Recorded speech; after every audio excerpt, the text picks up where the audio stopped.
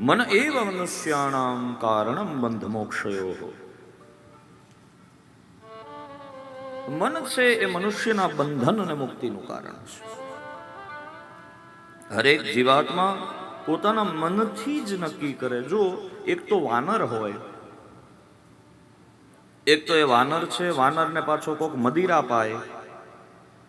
વાનર મદિરા પીવે તો કેટલો ગાંડો થાય.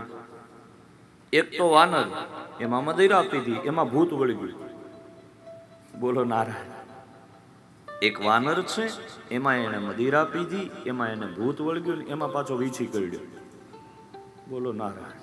આ બધું ભેગું થયું દાદા.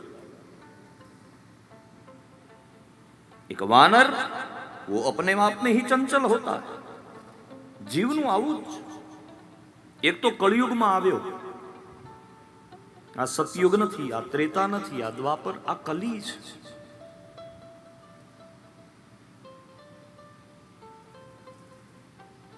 એમાં પાછું મદિરા પાન. મદિરા એટલે મદ. સત્તાનો મદ હોય, પૈસાનો મદ હોય, પાવરનો મદ હોય, પ્રતિષ્ઠાનો મદ હોય, જ્ઞાનનો મદ હોય.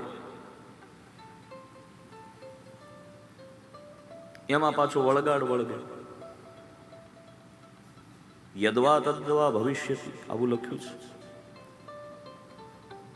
પણ એ વાનર જેવા મન ઉપર લઈ મેળવવા માટે શું કરવાનું? બોલે મહારાજ, વાનર જેવા મન ઉપર જો લઈ મેળવવો હોય તો એક જ આધાર છે, હરિનામ. હરિ બોલ, હરિ બોલ, હરિ બોલ, હરિ બોલ. આપણી સામે કોઈ મળે એટલે આપણે ભાવથી જય શ્રી કૃષ્ણ કહીએ, જય સિયારામ કહીએ, જય શ્યામ કહીએ. આપણું મન ભગવાનમાં લાગે. ક્યાં લાગે? ભગવાન. પાપથી મનને હટાવવાનું નથી, પ્રભુમાં લગાવવાનું છે.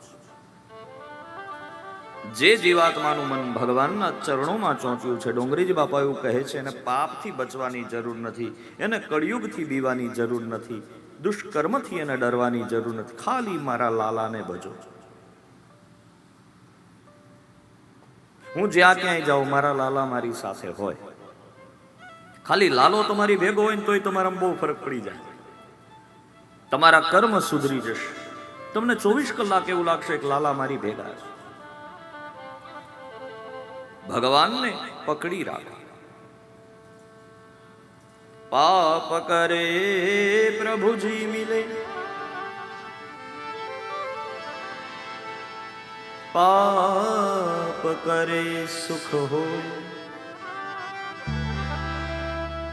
पाप करे मुक्ति मिले, इसलिए पाप करो सबको. આમાં લખ્યું છે. તમને એમ થાય દાદા ઊંઘ કરી નથી આવેલા. બોલો ના. પાપ કરીએ ક્યાંય ભગવાન મળે? મળે? સચિનભાઈ મળે? પાપ કરવા ભગવાન મળે? આમાં એવું લખ્યું છે. પણ એનો અર્થ સમજાજો. જો અર્થ સમજવામાં ગડબડ થઈ તો લોચો, તો ગડબડ. પાપ કરે પ્રભુજી મિલે, આમાં એવું લખ્યું છે. પાપ કરે સુખ હો, પાપ કરે સુખ થાય. તો પાપ કરે મુક્તિ મિલે, પાપ કરવાથી મુક્તિ મળે. इसलिए પાપ કરો સબકો.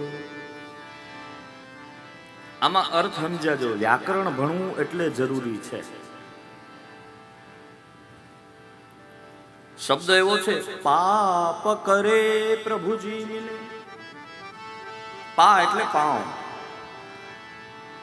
पाँव पकड़ने से प्रभु जी मिले. किसके? बोले भगवान के. किसके? संतों के. किसके? हमारे कुल देवी के. पाप करे प्रभु जी, पग पकड़वाથી ભગવાન મળે.